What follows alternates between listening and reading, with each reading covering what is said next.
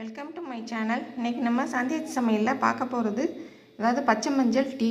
இப்போ அதுக்கு பச்சை மஞ்சள் ஒன்று எடுத்து அதாவது ஒரு சின்ன துண்டு எடுத்து நல்லா நைஸாக நறுக்கிட்டு இடித்து வச்சுருக்கேன்.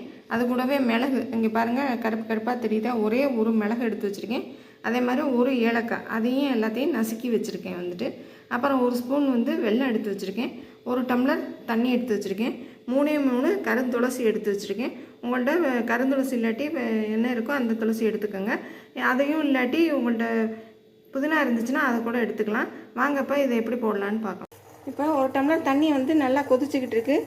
இப்போ அது கூடவே நம்ம இந்த கருந்துளசி எடுத்து வச்சுருக்க 3 துளசி அதை போட்டுக்கலாம். இப்போ நம்ம இது கூடவே இடித்து வச்சுருக்க வெல்லத்தையும் போட்டு ஒரு கிண்டி விட்டுட்டு மூடி வைக்கலாம். இது இப்போ நல்லா கொதிச்சுக்கிட்டு இருக்குது. இதை அப்பப்போ நடுவில் கிண்டி விட்டுக்கணும். இந்த 1/2 டம்ளர் தண்ணி வற்றணும். அது வரைக்கும் இதை நல்லா வேகட்டும், வெல்லமும் நல்லா கரையட்டும். இப்போ மூடி வச்சு திறந்து அப்பப்போ கிண்டி விட்டுக்குங்க. தீயை சிம்மில் வச்சுக்கோங்க. அப்புறம் என்னோடய சேனல் பிடிச்சிருந்தா எல்லாம் லைக் பண்ணுங்கள், ஷேர் பண்ணுங்கள். அப்புறம் சப்ஸ்கிரைப் பண்ணாதவங்க சப்ஸ்கிரைப் பண்ணுங்கள். இதை செஞ்சு பார்த்துட்டு கமெண்ட்ஸில் சொல்லுங்கள். பச்சை மஞ்சள் இஞ்சி டீ சூப்பராக ரெடி ஆயிடுச்சு. இப்போ தண்ணியெல்லாம் நல்லா வற்றிடுச்சு. 1/2 டம்ளர் ஆயிடுச்சு. நான் இப்போ அடுப்பை ஆஃப் பண்ணிவிட்டேன். இந்த கொதி அடங்கணுன்னு இப்போ வடிகட்டிட்டு டிஸ்பிளேயில் வச்சுட்டு காமிக்கிறேன். அப்புறம் இந்த டீ எதுக்கு நல்லதுன்னா, தொண்டைக்கட்டு, அப்புறம் இருமல், சளி எல்லாத்துக்குமே ரொம்ப நல்லாயிருக்கும். இது வெதுப்பான சூட்டில் குடிச்சிங்கன்னா தொண்டைக்கு எதமாக ரொம்ப நல்லாயிருக்கும். இதை தொடர்ந்து ஒரு 3 நாள்லேருந்து 5 நாள் வரைக்கும் குடிங்க.